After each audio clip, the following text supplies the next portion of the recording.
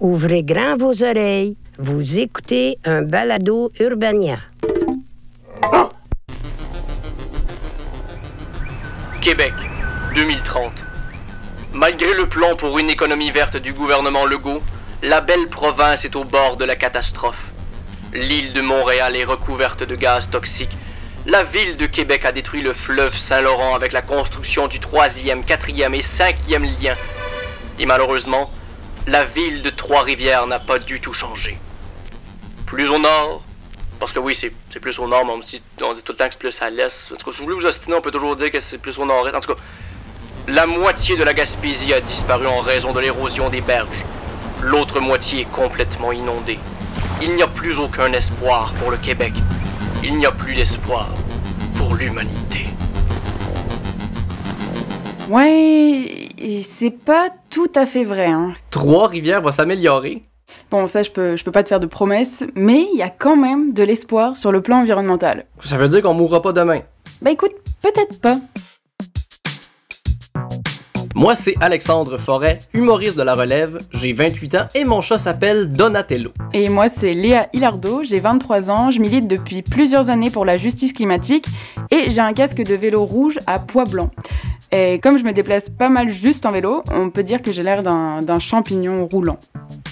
Mis à part nos belles personnalités, on a autre chose en commun. On est pas mal inquiet par rapport à l'avenir de la planète. Puis on n'est pas les seuls, hein. L'éco-anxiété, c'est un des traits distinctifs de notre génération. Réchauffement climatique, hausse du niveau des océans, catastrophes naturelles, disparition de la faune puis de la flore. Le futur, on préfère pas y penser. Regarde, tu vois juste j'en parle, je fais des plaques, là, ça pique. Bah là, gratte-toi pas, Alex, ça va juste empirer. Puis c'est un peu ça d'ailleurs l'idée de cette série balado, c'est de servir de remède à tout ça. Parce que même si on peut pas nier la gravité de la situation, il y a plusieurs personnes qui travaillent, militent et réfléchissent à toutes sortes de moyens d'améliorer le cours des choses. Dans toutes les régions du Québec et dans plein d'industries et de réalités différentes. Donc on va aller à leur rencontre, question de voir l'avenir du Québec un peu plus en rose et en vert. Bienvenue à Avant de tirer la plug, une présentation d'Urbania en collaboration avec Hydro-Québec.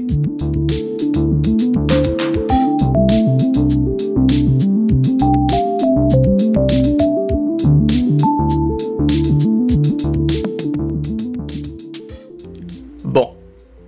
Dans mon scénario de départ, la Gaspésie et les Îles-de-la-Madeleine disparaissent. Léa, ce que je veux savoir, est-ce que ça va se passer ou pas? Tu sais, c'est sûr que l'érosion des côtes dans ce coin-là, c'est déjà commencé, hein. On en a eu un bon exemple en décembre 2010. Les évacuations des routes fermées et les grandes marées se déchaînent dans l'est du Québec.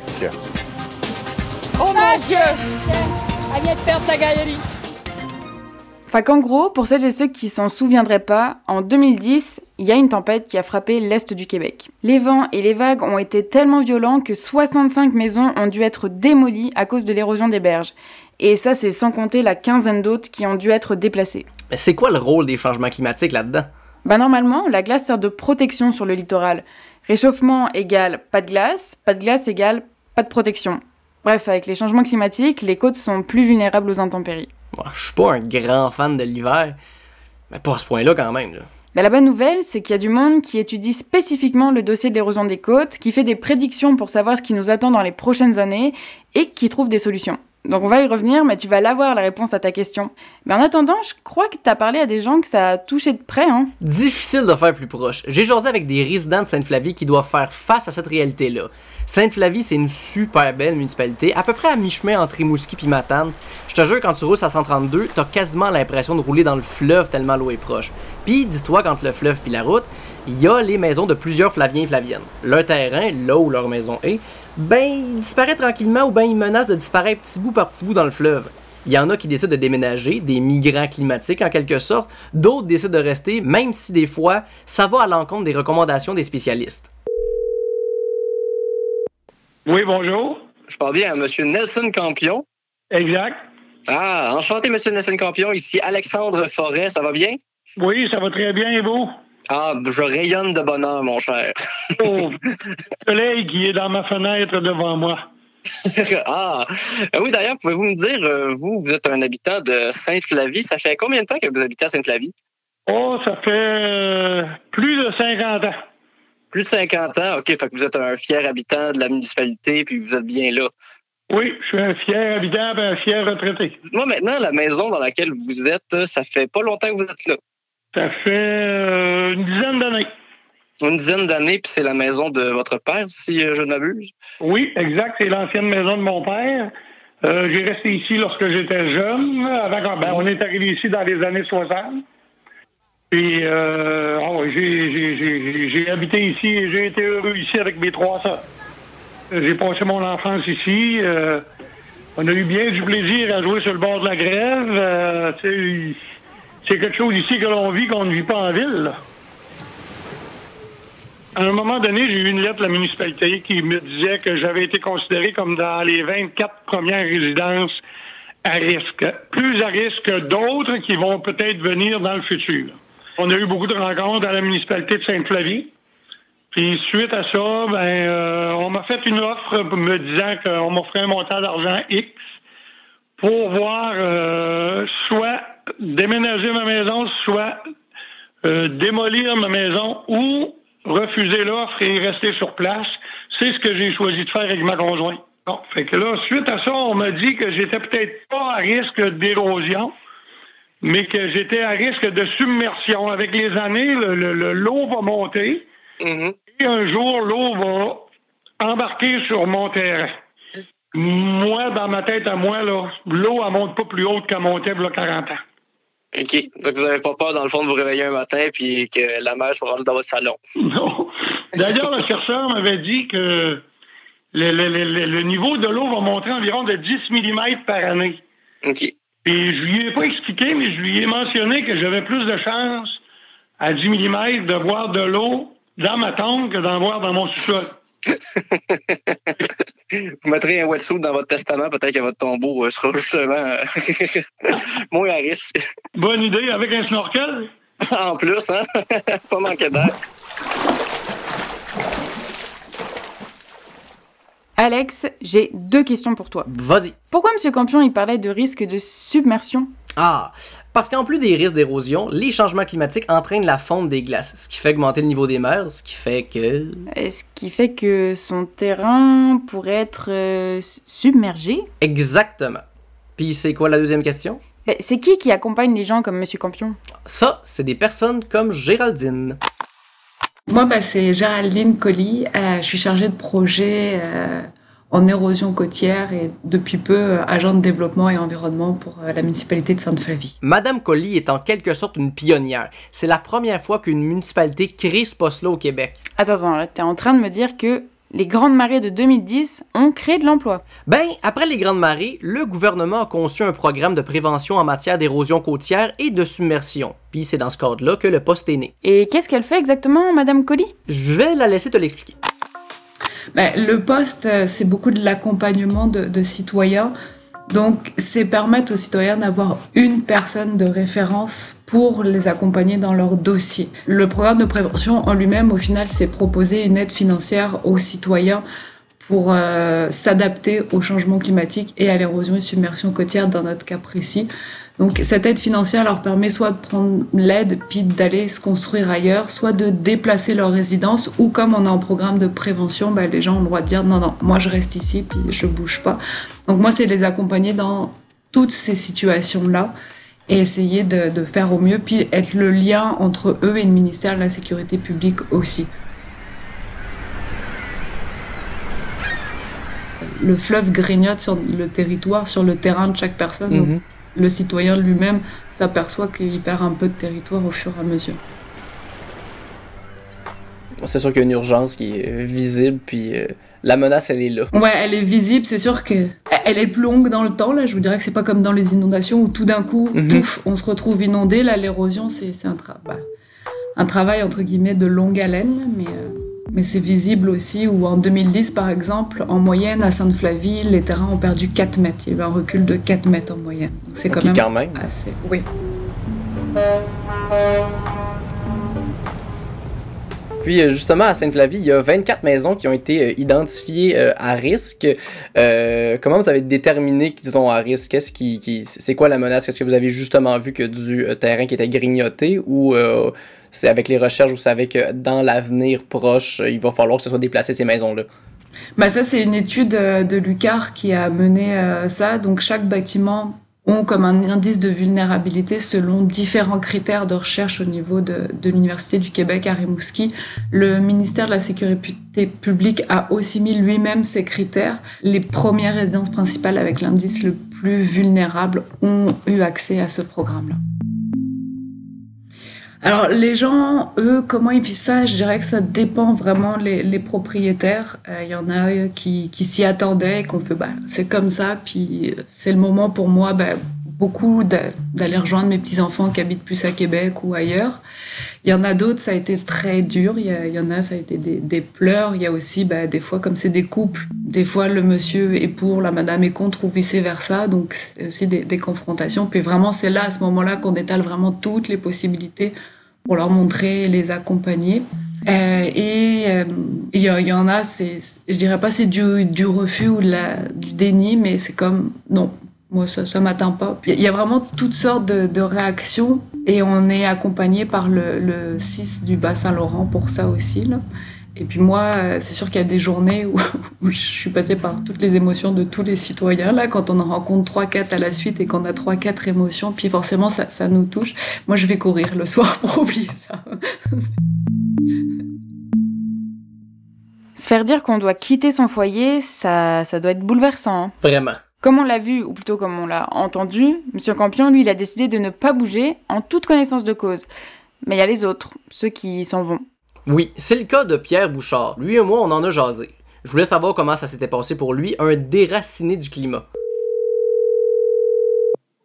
Oui. Bonjour, M. Bouchard, ici Alexandre Forêt, ça va bien? Bonjour, Alexandre. Oui, ça va très bien. Oui. On n'est pas le but de la mer, mais ça va bien. Bon, si le moral est là, au moins, ça va bien. Bon, ouais. Alors, vous êtes un ancien résident de Sainte-Flavie qui a décidé de quitter sa demeure suite aux recommandations en fait, de la municipalité. Qu'est-ce qu'on vous a dit en fait sur votre maison de Sainte-Flavie? L'érosion normale de la mer, là, ça nous fatiguait plus parce qu'on s'était fait des murs, on s'était prémunis contre ça. Mais l'érosion financière, on pouvait pas faire grand-chose pour ça. Nos maisons pourraient plus être vendues parce que les hypothèques, les banques ne voulaient plus accorder d'hypothèques. Donc, on était pris avec une maison puis une autre maison à côté qui est un chalet qui ne valait plus rien. Donc, en vieillissant, j'ai 77 ans. L'héritage qu'on va laisser, c'est quoi? 2 espèces d'éléphants blancs. Et puis, on est moins agile à la pelle aussi, là. Avant ça, les grandes marées, on corrigeait tout avec une pelle, ramassait du sable sur la grève. Dans le fond, vous savez, c'était purement économique, en fait, les raisons pourquoi vous avez décidé. Non, c'était pour les enfants aussi, là. Okay. Pour se rapprocher des enfants. C'était pas facile, là. Ils ont besoin de nous autres dans une demi-heure. Fait que c'est pas nécessairement économique, mais tu vois, on restait avec quand même un chalet, on n'est pas misérable, là. On a un chalet sur le bord de la mer, puis je vais l'arranger, puis les enfants, ils vont quand ils veulent, puis ça fait pas de rupture dans la vie. C'est plus doux comme rupture, tu sais. Bon, de ce que je comprends, c'est pas juste « Oh, le terrain est grignoté par la mer, on est obligé de s'en aller ». C'est qu'il y a plein d'enjeux qui s'accumulent et qui te poussent à faire tes valises, finalement. Oui, les changements climatiques entraînent toutes sortes de conséquences, des petites pis des grandes, comme l'éventuelle disparition brutale de la Gaspésie et des îles de la Madeleine au complet. Je sais pas pour toi, mais moi, j'aime ça être préparé pour le pire. Tu vois, on y revient. Alex, j'ai une bonne nouvelle pour toi. Bon, enfin! Il y a des gens qui voient le futur avant tout le monde. Ouais, t'es bien ésotérique d'un coup, toi. Ah non, c'est pas ésotérique, c'est mathématique. Ursule Boyer-Villemer, par exemple. Elle est océanographe et géographe, gestionnaire de projets en inondation, risques naturels et climatiques chez Ouranos, un groupe de chercheuses et de chercheurs qui travaillent sur l'adaptation au changement climatique au Québec. Donc il y a des climatologues, des sociologues, des économistes qui travaillent là-bas. Et leur travail, justement, ça consiste à faire des modélisations climatiques qui permettent de se projeter dans le futur. Fait que Ursule, c'est la personne qui serait capable de nous dire si la Gaspésie et les îles vont disparaître. Je lui ai parlé, et de ce qu'elle me disait, c'est qu'on vit dans un contexte d'incertitude face aux impacts des changements climatiques qui sont parfois intangibles, parfois très tangibles. On peut penser à un changement dans la dynamique, par exemple, des inondations, des hivers qui se réchauffent, mais aussi des impacts plus indirects, comme des impacts en cascade ou en domino sur la santé des populations, des effets aussi de remise en question de nos façons de faire dans l'aménagement du territoire, de nos prises de décision en gestion de risque, en sécurité publique. Donc, il y a plein de dimensions en gestion des actifs, des bâtiments, des grandes infrastructures également. On se projette dans le futur pour bien comprendre comment les océans changent, le niveau des océans, la température des océans, comment l'atmosphère change également, c'est-à-dire les variables de température, de précipitation, mais aussi des éléments d'événements qui se modifient. On pense aux ouragans dont la dynamique, soit la taille, la fréquence, les intensités, les trajectoires peuvent changer également. Ça nous affecte dans l'Est du Québec notamment. Donc pour se projeter, comme je te disais tantôt, ils utilisent la modélisation climatique. La quoi? La modélisation en général, ça se passe devant l'ordinateur avec des logiciels spécialisés où il y a la mise en commun de plusieurs variables et paramètres qui permettent de simuler finalement sur la base des observations passées. On ajuste certains paramètres pour les tendances plus récentes. On simule quoi exactement? Puis à quoi ça sert? Je te donne un exemple. On sait que la planète s'est déjà réchauffée de 1 degré Celsius par rapport à l'ère pré-industrielle. Et avec la modélisation, on utilise ce genre de données avec plusieurs autres et on est capable de créer des scénarios, donc d'imaginer ce qui pourrait se passer à 1,5 degré, 2 degrés Celsius, puis ainsi de suite. Et à partir de là, on peut faire des recommandations au gouvernement et aux populations. Comme quoi faire quand la Gaspésie et les îles vont disparaître, mettons? Bon, je pense que c'est enfin le moment. Je vais laisser Ursule te rassurer. Ben, je peux vous rassurer, à notre échelle humaine, pour l'instant, on voit pas les îles disparaître au complet. Ça, elles vont rester là, sont assez hauts, il y a des noyaux rocheux qui sont assez hauts au-dessus du niveau de la mer pour survivre. Ça pourrait compliquer un peu la relation entre les îles, il va falloir peut-être adapter certains systèmes d'approvisionnement et de transport et tout ça, mais les îles vont rester un beau paysage auquel on aura accès, à mon avis. Même chose pour la Gaspésie. À côté de ça, ma position individuelle, qui est peut-être reliée à ma perception du risque et à ma personnalité propre, je suis fondamentalement optimiste. Il en reste plein des solutions. Après, il faut les préparer, les mettre en place, les travailler ensemble. On peut pas imposer une solution. Il faut vraiment aussi amener tous les arguments sur la table, les faits objectifs, documentés, et que les populations choisissent leur solution qui leur convient aussi. On aime ça, voir la mer, ça nous attire, on a envie d'être proche. Mais est-ce qu'on a vraiment besoin d'être les deux pieds au bord de l'eau? Est-ce que collectivement, ce serait pas mieux d'avoir les deux pieds juste l'autre côté de la route et que le plus grand nombre puisse bénéficier de ces accès-là, mais que l'endroit où on vit, où on dort, où on se sent sécuritaire, ce n'est pas nécessairement à tout prix au bord de l'eau. Donc, on a des réflexions d'occupation du territoire, de transformation et d'identité des communautés côtières à porter, à mener, et ça se fait de plus en plus dans l'Est du Québec. Et ben, je dirais, personnellement, j'ai pas le choix. J'ai des enfants, je veux un monde meilleur, je veux un monde amélioré pour eux autres, et c'est par mon travail, par tous les jours, que j'essaie de rajouter mon petit grain de sel dans cet engrenage-là pour lui faire prendre la tangente que je souhaite aussi pour la société du futur. Donc, on n'est pas sorti du bois, mais il y a clairement de l'espoir. Il y a déjà des personnes qui travaillent pour nous envoyer dans la bonne direction. Ben oui, c'est ça. T'sais, les changements climatiques sont déjà là, mais quand t'es dans la chenoute jusqu'au cou, ben tu te mets en mode solution. En tout cas, au Québec, il y a du monde qui se met en action et on va aller à leur rencontre tout au long de la série. Et c'est comme ça que demain matin, on va changer le monde. Ouais, peut-être pas. Ok, d'abord, d'ici 1 an, il n'y a plus d'auto, juste des transports communs, du bus, bord en bord. Ouais, je suis pas sûre. Hein. Non, ok, d'abord, dans 3 ans, il n'y a plus de paille en plastique. Oh ouais, ok, peut-être ça. Ouais. Yes! Lâchez pas les tortues, je suis là pour vous autres.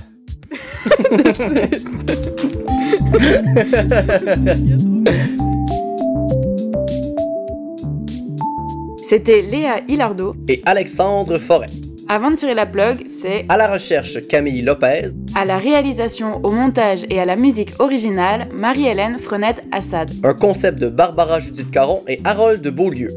Avant de tirer la plug est une production d'Urbania présentée en collaboration avec Hydro-Québec.